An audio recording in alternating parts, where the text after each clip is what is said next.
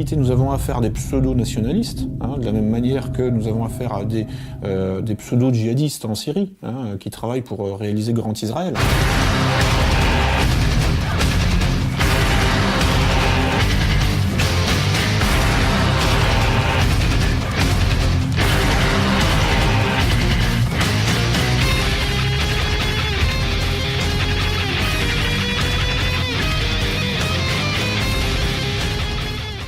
Donc le titre c'est Retour sur Maïdan, 2 points, la guerre hybride de l'OTAN. Pourquoi un titre en 2 parties ? En fait, j'ai fait un petit peu comme pour gouverner par le chaos, c'est-à-dire que j'illustre la guerre hybride de l'OTAN par un événement géopolitique qu'on a appelé Euromaïdan ou Maïdan simplement. Maïdan voulant dire la place en ukrainien et désignant la place centrale de Kiev, donc la capitale de l'Ukraine. Il m'a paru important au fil des mois, de faire un livre, parce que j'avais fait quelques articles qu'on avait mis sur le site Scriptoblog. Et puis, je me suis dit au bout d'un moment, pourquoi ne pas en faire un livre, puisque j'avais accumulé une matière assez conséquente en termes de documentation sur les événements. Je suis parti sur l'écriture d'un livre courant 2014, fin 2014, et il m'est apparu assez rapidement que, effectivement, la narration médiatique occidentale ne parlait que d'une partie des événements, et pas de la totalité. Et que donc c'était un peu hémiplégique, c'est-à-dire que certains événements, certains faits étaient mis en veilleuse en quelque sorte, étaient cachés, mis sous le boisseau, alors que d'autres étaient, au contraire soulignés, surlignés, comme au Stabilo Boss. Notamment les médias occidentaux appréciaient beaucoup tout le côté pro-européen, pro-Union européenne, pro-atlantiste, pro-LGBT et plutôt gauchisant un peu au sens du marxisme culturel, vive les minorités, etc. Et donc c'était surtout cet aspect-là qui était mis en évidence, c'est-à-dire tout le côté vraiment révolution colorée, au sens de George Soros.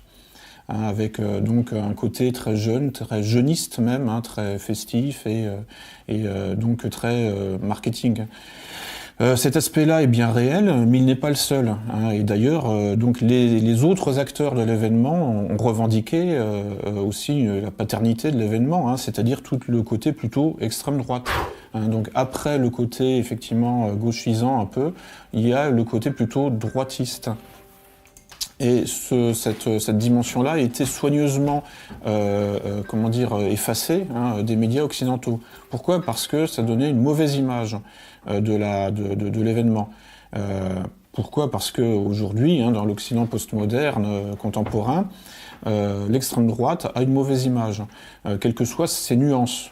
Il faut absolument, quand on veut diaboliser un acteur politique, on l'accuse d'être fasciste ou nationaliste. Et donc, pour justement conserver une bonne image et vendre cet événement Euromaïdan aux populations occidentales naïves, en tout cas qui s'informent à la télé, il fallait à tout prix mettre de côté tous les groupes paramilitaires dits bandéristes. Pourquoi bandéristes ? Parce qu'ils se revendiquent d'un personnage historique qui s'appelle Stepan Bandera et qui est le fondateur, on pourrait dire, du nationalisme ukrainien. Donc en allant chercher des sources sur Stepan Bandera, je me suis rendu compte qu'effectivement il était assez proche du Troisième Reich dans les années 30-40, mais aussi des services secrets anglo-saxons. Donc le MI6 avant la Deuxième Guerre mondiale, MI6, c'est-à-dire les services secrets britanniques, et puis ensuite c'était plutôt la CIA qui s'est chargée du personnage, de l'individu, de le tutorer en quelque sorte, lui et toute la nébuleuse nationaliste ukrainienne qui a été vraiment prise en charge par la CIA, l'OSS, puis la CIA, pendant une bonne partie des années 50, déjà au tout début de la guerre froide, au moment de la création de l'OTAN. Donc les groupes comment dire, politiques et paramilitaires bandéristes ont été intégrés dans les services d'action clandestine de la CIA et de l'OTAN et donc ont permis en quelque sorte à l'Ouest, hein, c'est-à-dire en fait à la CIA, de conserver malgré tout un pied en URSS pendant des dizaines d'années, pendant toute la guerre froide, avec des relais dans la population qui entretenaient donc l'idée que l'Ukraine doit être indépendante et donc doit sortir de l'URSS et que surtout Moscou est l'ennemi héréditaire. Et que donc et ce mythe fondateur, on pourrait dire, ce mythe politique fondateur, qui est ni vrai ni faux, puisqu'il est vrai et faux en même temps. On va pas partir sur des considérations historiques dans le cadre de cette vidéo promotionnelle parce que c'est très long, mais effectivement, on peut, si on veut, écrire une histoire de l'indépendance ukrainienne, une histoire de l'Ukraine qui légitime ses revendications d'indépendance, comme on peut écrire une autre histoire de l'Ukraine qui ne légitime pas forcément ses revendications d'indépendance vis-à-vis de Moscou, pour une raison très simple, c'est qu'elle fait partie de l'univers slave, et au même titre que la Biélorussie et au même titre que la Russie. Donc en fait, en fonction du choix a priori et de la grille de lecture qu'on va plaquer, on peut effectivement commencer à écrire une histoire de l'Ukraine qui serait nécessairement polémique vis-à-vis de Moscou, ou alors une autre histoire de l'Ukraine qui, elle, serait beaucoup plus pacifiste et pacifiée par rapport à la Russie. Vous faites le choix, c'est au choix, quoi. Donc là, manifestement, la CIA, derrière les bandéristes, a décidé d'appuyer à fond sur l'indépendance ukrainienne, parce que c'est la stratégie classique, diviser pour régner, et stratégie appliquée par les services anglo-saxons depuis le 19e siècle. Ce qui porte un nom en géopolitique, c'est le grand jeu.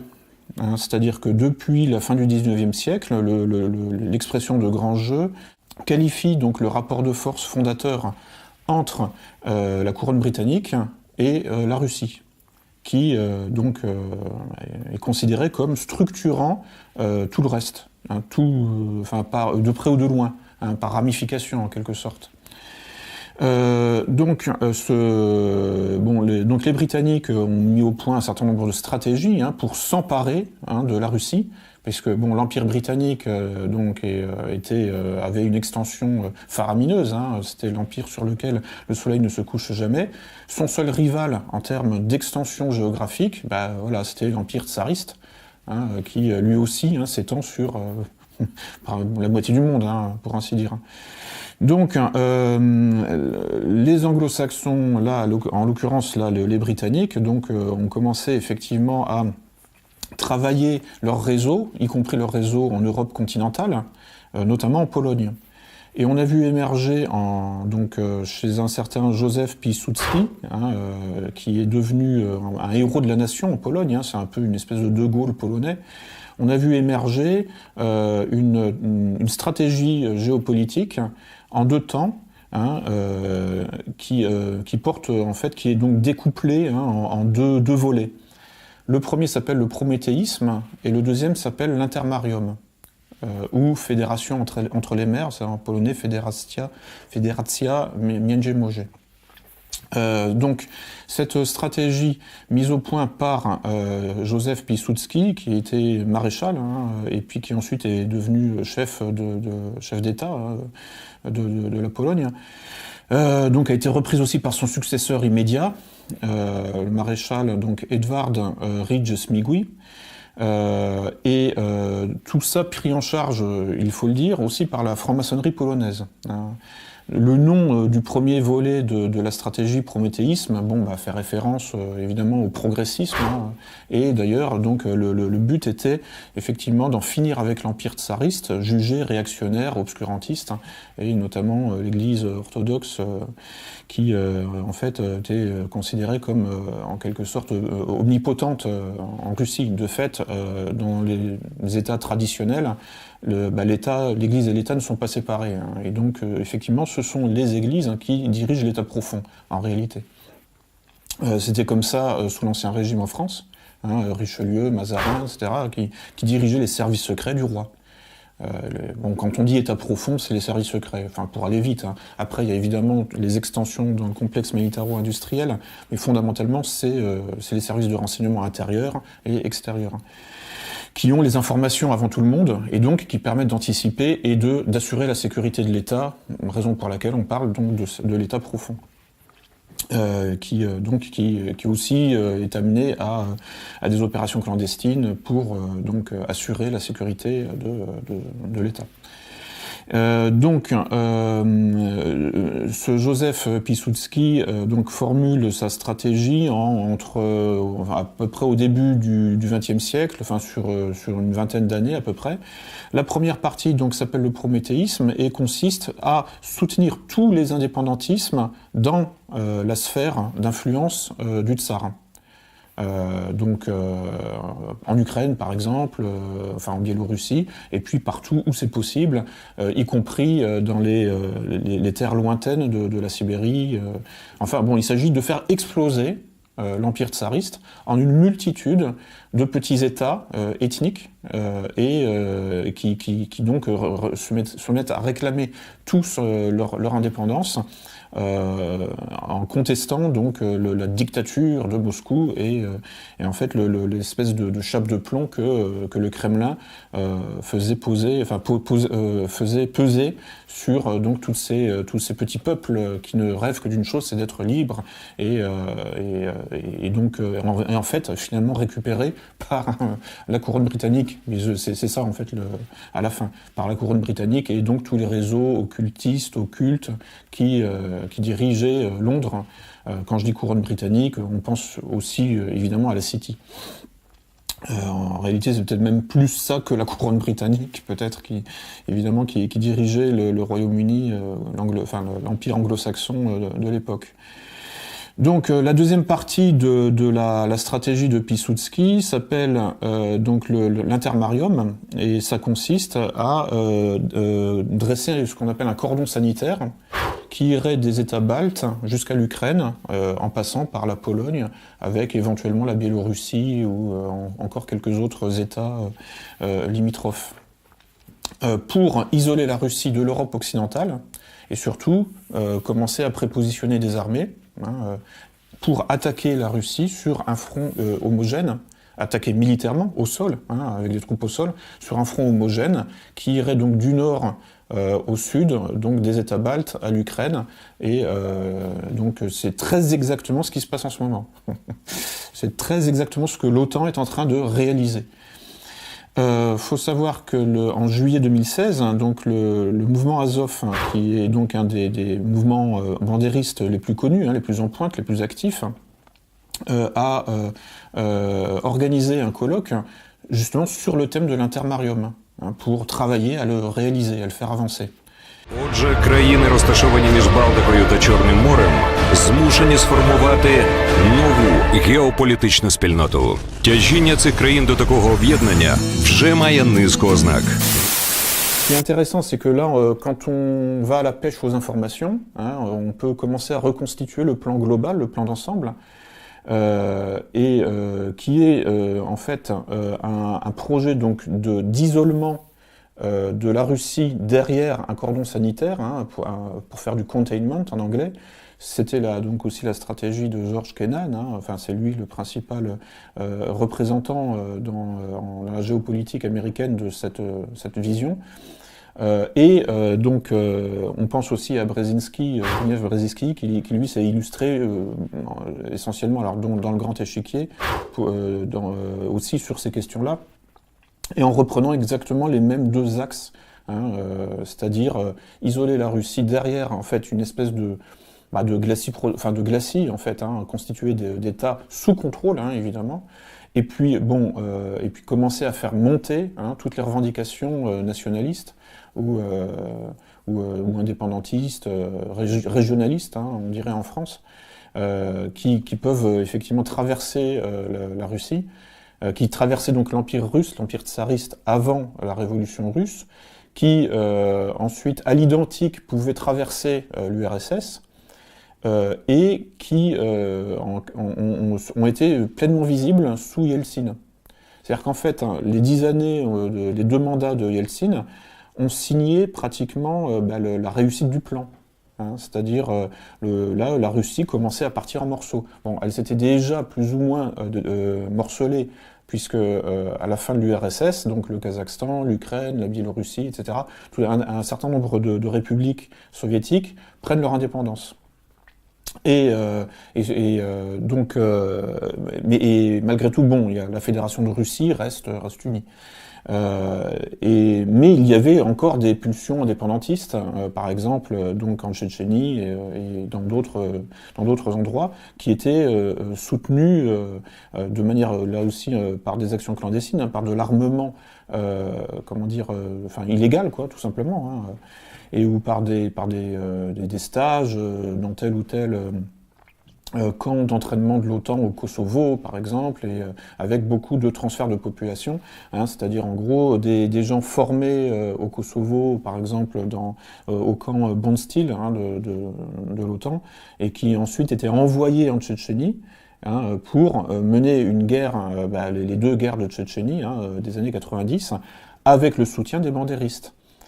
Donc là, je suis en train de montrer effectivement, de parler de cette coagulation aussi djihado nazi en quelque sorte, si on parle en fait un peu des affiliations idéologiques des acteurs de la situation. Quand on parle de Tchétchénie, on parle de musulmans. Donc, sachant que là aussi c'est totalement divisé, puisqu'il y a les musulmans fidèles à Moscou, enfin les musulmans russes quoi, tout simplement, et puis bon les musulmans indépendantistes. Et on retrouve en quelque sorte aussi ces mêmes clivages dans toutes les tendances politiques, puisqu'il y a une extrême droite, par exemple, pro-russe, une extrême droite anti-russe, une extrême gauche pro-russe, une extrême gauche anti-russe, etc. Donc là, quand on applique cette grille de lecture géopolitique, dite le grand jeu, on voit effectivement que le vrai clivage, évidemment, c'est pas droite c'est pas droite versus gauche, ce n'est pas non plus identitaire, puisqu'on retrouve toutes les tendances politiques à l'intérieur d'une même religion. Non, c'est en fait atlantisme versus eurasisme, en réalité, qui recouvre le grand jeu, donc, entre les ambitions de domination mondiale de l'Empire anglo-saxon fin XIXe siècle, et donc la Russie étendue jusqu'à la Chine, comme étant en quelque sorte le butin, en gros le gâteau qu'il va falloir que l'on cherche à se partager. Et donc, pour comprendre ce qui s'est passé à Kiev, non seulement en 2004-2005, c'est-à-dire la Révolution Orange, mais aussi en 2013-2014, c'est-à-dire l'Euromaïdan, jusqu'à aujourd'hui, c'est-à-dire la guerre dans le Donbass, il faut donc inscrire ces événements ponctuels dans ce cadre général, sinon on n'y comprend rien. C'est-à-dire qu'on croit que, par exemple, des bandéristes, donc avec un héritage effectivement idéologique qui remonte au Troisième Reich, ne peuvent que s'opposer à des musulmans. Je veux dire, a priori, je sais pas, le racialisme blanc, le nationalisme ethnique, n'a pas grand-chose à faire avec, des djihadistes qui veulent donc le califat éventuellement à l'échelle mondiale. Bon, en réalité, il faut oublier tout ça. Les idées n'ont aucune importance. Ce qu'il faut comprendre, c'est que les idées sont utilisées comme des déclencheurs comportementaux qui poussent éventuellement, les gens qui y croient, à se battre. C'est tout ce qui intéresse la CIA. Et c'est tout ce qui intéressait le MI6 avant la Deuxième Guerre mondiale. C'est tout ce qui intéresse la DGSE et son service action en Syrie. C'est tout ce qui intéresse, en réalité, tous les services d'action clandestine. Ils n'ont strictement rien à foutre des idées et de l'authenticité ou de l'histoire des idées. Il faut se mettre à la place de quelqu'un qui bosse effectivement au Mossad ou à la CIA et qui se dit comment je vais faire pour prendre Moscou. Bon, mon intérêt, effectivement, c'est de mettre sur pied des forces de procuration, parce que si on attaque directement, ça va être vu, hein, ce sera un peu gros, et aujourd'hui, c'est plus possible. Donc, on va mettre sur pied des forces de procuration, les proxy forces, pour mener une proxy war, hein, donc une guerre par procuration, au moyen de groupes radicalisés, et puis, bon, bah, je regarde ce que j'ai sous la main. Donc effectivement en Ukraine, donc il y a effectivement des groupes dits bandéristes, en fait dits d'extrême droite, hein, qui en fait ne sont pas plus d'extrême droite que les antifas en France. En réalité, pour une raison très simple, c'est que à ce niveau-là, ils travaillent tous pour rester ou pour rentrer dans l'UE et dans l'OTAN. Alors les antifas pour rester dans l'UE et dans l'OTAN, hein, dans le monde, dans cette espèce de prison euro-atlantiste, et les bandéristes ukrainiens, qui se disent nationalistes, en fait, eux, cherchent à y rentrer. Voilà, enfin, ce qui m'a mis la puce à l'oreille, c'est quand j'ai vu donc le parti Svoboda, hein, bandériste, faire des manifestations, donc en décembre 2013, pour rentrer dans l'UE. Et là, j'ai commencé à me dire, mais bon, c'est quand même un peu bizarre, ils se disent nationalistes, parce que bon, je connaissais l'existence de ce parti déjà avant, bon, alors je me dis c'est un malentendu, voilà, alors Soros sponsorise des manifs, les autres se disent ah bah tiens, on va en profiter pour exister, hein, faire un peu notre promo personnelle, mais non, ils ne se sont pas arrêtés, ils ont continué, ils sont allés jusqu'au bout, et il y avait non seulement Svoboda, mais il y a eu aussi donc la création de Pravi Sector, et après le coup d'État, donc la création du bataillon Azov, devenu régiment, devenu mouvement, etc. Et finalement, on se rend compte qu'il ne désavoue pas du tout hein, les raisons profondes de l'Euromaïdan, à savoir rentrer dans l'UE et dans l'OTAN. Il y a quand même un problème sur le plan intellectuel, sur le plan politique. Alors, bon, aujourd'hui, il n'y a plus d'excuses. Hein. On pourrait se dire, oui, mais avant Internet, ils pouvaient croire que l'UE et l'OTAN respectaient les nations, etc. Aujourd'hui, c'est plus possible. On ne peut plus croire ça. Donc, en réalité, nous avons affaire à des pseudo-nationalistes, hein, de la même manière que nous avons affaire à des pseudo-djihadistes en Syrie, hein, qui travaillent pour réaliser Grand Israël, en réalité. Bon, maintenant, c'est un peu du passé, peut-être. Enfin, on espère que la guerre va être gagnée par le gouvernement syrien et ses alliés. Mais on se retrouve avec des mouvements complets étalés sur plusieurs générations qui sont en réalité des hameçons hein, d'ingénierie sociale, c'est-à-dire qui permettent de faire passer quelque chose sous couvert d'autre chose. C'est-à-dire que le projet du grand jeu géopolitique de l'Empire anglo-saxon, découplé en deux parties, c'est-à-dire intermarium et prométhéisme, est la véritable matrice, enfin plus exactement le véritable encadrement du point de vue des finalités des nationalistes ukrainiens, comme des djihadistes tchétchènes par exemple, comme des gauchistes antifa en France ou en Europe de l'Ouest. Ils travaillent tous fondamentalement dans la même direction, et c'est avoué, hein, il n'y a pas de complot là-dedans, puisqu'ils ont tous comme ennemi Moscou. Il suffit de regarder leur production. Alors pour les bandéristes ukrainiens, c'est notoire.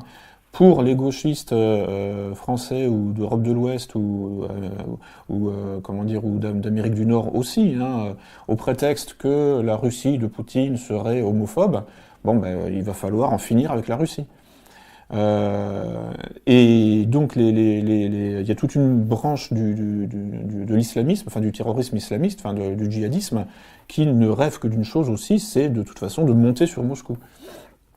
Raison pour laquelle, effectivement, donc le Kremlin a décidé cette opération en Syrie, parce que voilà, il savait pertinemment que après la Syrie, c'était l'Iran, puis la Russie. Parce qu'il y a des échanges, hein, évidemment, au niveau des renseignements, etc.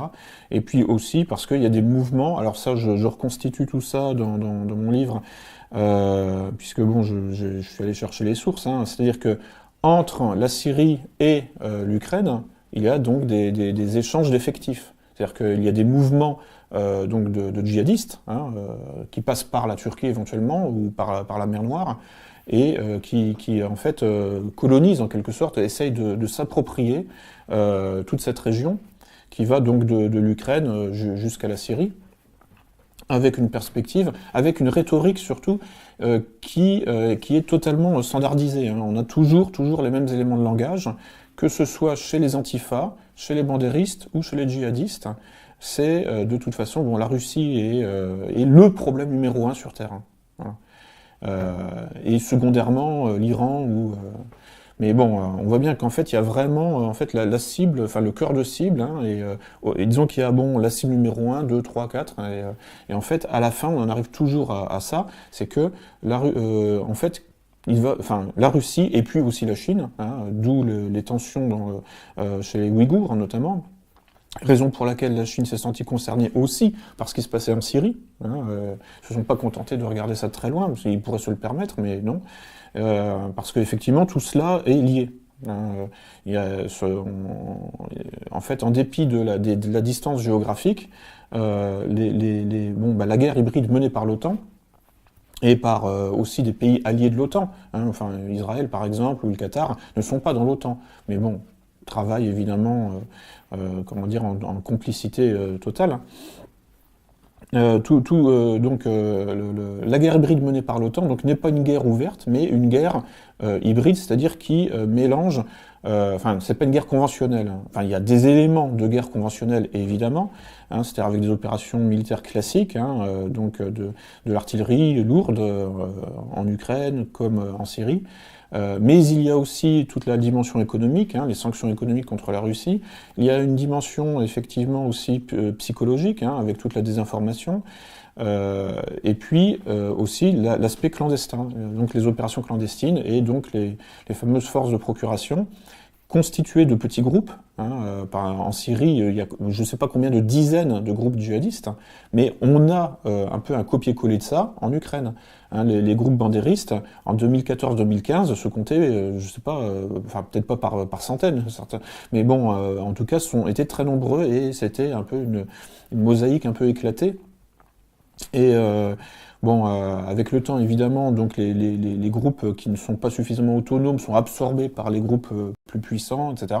Et mais on arrive quand même en fait à quelque chose qui, en quelque sorte, est à mi-chemin. Enfin, on a ce qu'on appelle du paramilitaire. Hein. C'est à mi-chemin entre les forces conventionnelles et puis les individus isolés, quoi. Donc, on est vraiment dans une guerre multidimensionnelle qui agit à plusieurs niveaux le terme qui a émergé justement dans les publications de l'OTAN, c'est le terme de guerre hybride qui en fait doit qualifier ce que fait la Russie, mais qui en réalité correspond à ce que l'OTAN fait. Évidemment, la Russie a envoyé aussi des forces spéciales en Crimée notamment, pour conforter les effectifs de ces troupes qui étaient déjà présentes, puisqu'il faut se rappeler tout de même que la Crimée était une république autonome, hein, avant d'être rattachée à la Russie. Donc la Crimée n'était plus déjà vraiment en Ukraine, et en plus le port de Sébastopol, lui, est une base navale russe depuis le XVIIIe siècle, et avait aussi un statut de zone autonome. Donc en réalité, la présence militaire russe, là pour le coup conventionnelle en Crimée, c'est parfaitement légal et fondée historiquement. Mais en plus de cela, effectivement, la Russie a envoyé des forces spéciales pendant au printemps 2014.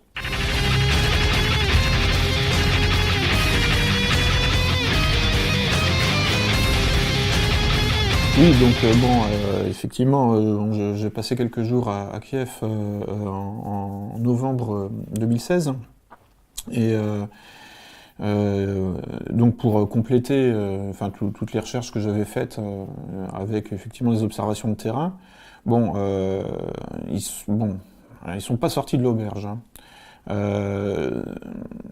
À un moment, j'ai pris le métro, donc le métro est très profond, hein, donc il y a des escaliers mécaniques immenses. Il y avait une publicité pour la prévention du HIV, du sida, publicité où on voyait 2 hommes représentés. Ça va pas plaire aux bandéristes, c'est certain, mais maintenant on attend qu'ils attaquent à nouveau le gouvernement légal, hein, entre guillemets, mais ils ne le font pas. Je veux dire, en fait, il y a eu vraiment une progression du LGBT qui est évidente, notamment avec la Gay Pride de Kiev, effectivement, qui se fait sous surveillance policière, mais malgré tout qui se fait, alors qu'elle était interdite en 2012 et même en 2013. Officiellement interdite. Là, elle est légale depuis 2014. Donc en fait, bon, toutes les pathologies sociales occidentales sont en train de se déverser sur l'Ukraine. Quand j'étais sur cet escalier mécanique là qui descendait vers le métro et que on voyait, enfin donc il y avait des publicités en diagonale là, enfin comme on voit aussi dans le métro parisien là, et où on voyait donc un petit dessin qui représentait deux hommes et pour parler de la prévention du sida. Bon, il y avait des gens devant moi qui regardaient ça, qui ont fait un signe. Bon, manifestement, ça laisse pas indifférent. Hein. Mais voilà. Maintenant, on aimerait bien qu'il y ait peut-être une troisième révolution, là pour le coup réelle, hein, justement, en fait, pour inverser les effets délétères de l'Euromaïdan, qui porte bien son nom, Euromaïdan. Hein. Donc, et pour que justement l'Ukraine reprenne son chemin vers l'indépendance, qui est évidemment mieux garantie par Moscou que par Washington, hein, c'est évident, ou par Bruxelles, hein, encore pire. Puis bon, Washington aujourd'hui, bon, il y a quand même, on a l'impression que ça s'améliore, hein, que les choses vont dans le bon sens, mais Bruxelles pas du tout. Donc là aujourd'hui, effectivement, l'Ukraine est sous contrôle bruxellois. Hein, donc je rappelle que Bruxelles est le siège de la Commission européenne et de l'OTAN. C'est en train en fait d'être, enfin ce pays est en train d'être vendu à la découpe, hein, à des investisseurs étrangers, premièrement. Et pour rembourser les dettes et patati et patata, et puis surtout, bon, voilà, il y a toutes les exigences, comment dire, sociétales occidentales qui sont en train d'arriver. Les lois LGBT votées au Parlement, hein, par des bandéristes notamment. Alors là, bon, pour expliquer le paradoxe, bon, je vous laisse lire mon bouquin parce que bon, c'est un peu compliqué à exposer, mais en réalité, bon, c'est pas si incohérent que ça, en fait. Bon, là, je vais pas me lancer là-dedans, on n'a pas le temps, mais donc. En même temps, alors bon, à l'hôtel, j'ai regardé la télé, bon, ayant fait du russe, et puis bon, me mettant un petit peu à l'ukrainien, donc je comprends ce qui se dit. Hein, effectivement, ils subissent un lavage de cerveau phénoménal, hein, pour justifier, pour fabriquer le consentement à l'agression contre le Donbass. Donc il y avait notamment un concours de danse, comme on peut voir en France aussi, là, avec des filles en barésie qui dansent sur un podium, et puis un jury qui dit allez, 9, 10, etc. C'est un exemple, hein, mais c'était donc une émission de divertissement, hein, qui va émoustiller le téléspectateur un peu, et le cadre, c'était un aérodrome militaire.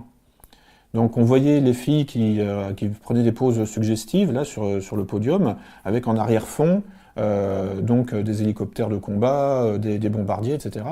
Et le jury était composé donc de deux hommes et une femme, si je me souviens bien, et les hommes en plus ou moins en treillis militaire et avec la coupe de cheveux cosaque là, tout ça. Enfin bon, bref, il y a tout le folklore, hein, en gros, de la guerre contre la Russie et donc de la défense contre la menace russe, qui est en quelque sorte mélangé à des éléments de tititainment, hein, comme dirait Brzezinski. Ça fait penser aussi aux petites visites que Marilyn Monroe rendait aux GIs au Vietnam, enfin elle ou d'autres actrices, hein, pour remonter le moral des troupes. Et puis bon, voilà, sinon c'est de la désinformation du matin au soir, hein, c'est du bourrage de crâne, mais pire qu'ici, hein, évidemment. On a une petite idée de ce que ça peut être en France, puisque là où également en France, nous avons un lavage de cerveau 24 heures sur 24 pour essayer de nous préparer psychologiquement à attaquer la Russie.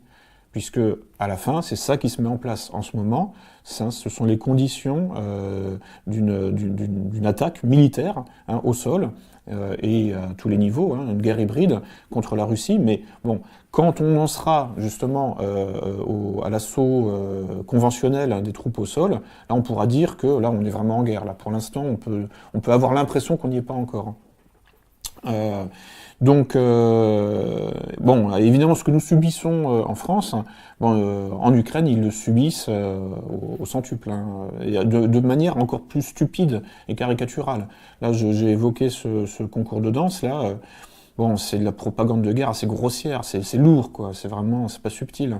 Et puis, donc, à un moment, il y avait un reportage. Bon, je l'ai pas regardé entièrement, mais c'était assez fascinant parce que là, on est vraiment dans le virtualisme. C'est-à-dire que on voyait des gens se battre, mais bon, je connais hein, le russe et un peu l'ukrainien. J'aurais pu identifier s'ils prononçaient certains noms, hein, comme justement Russie ou comme séparatistes pour qualifier donc les Ukrainiens du Donbass. À aucun moment le nom des protagonistes, des belligérants n'était prononcé. C'est-à-dire que quand on regardait ce documentaire, on voyait donc des jeunes patriotes bandéristes, ou pas forcément, même je crois que c'était pas mentionné, mais des jeunes patriotes qui se défendent contre un agresseur dont on ne connaît pas le nom et dont on ne connaît pas les motivations. Enfin, en fait, comme il n'y a pas d'invasion russe de l'Ukraine, évidemment, bon, ils n'ont pas encore les moyens de la créer hein, en image de synthèse complètement. Donc ils sont obligés de montrer des images effectivement de tirs, là, de roquettes grades, ce genre de choses, mais sans pouvoir élaborer une narration. Parce qu'il n'y a rien à dire, hein, fondamentalement. Donc on a affaire à des espèces de reportages de guerre qui sont en apesanteur complète. On voit des images en fait, de guerre, mais sans connaître les enjeux, sans connaître finalement, sans comprendre exactement de quoi ils retournent. Enfin bon, évidemment, le sous-entendu, c'est que la Russie envahit, la Russie attaque.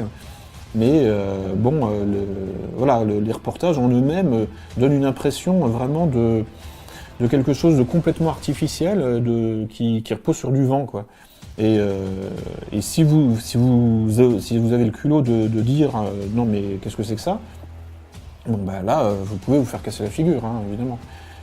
Puisqu'il y a aussi évidemment donc des gens qui sont pour le parti de la guerre et qui veulent à tout prix effectivement donc réaliser le programme géopolitique occidental, hein, c'est-à-dire la conquête de l'Eurasie.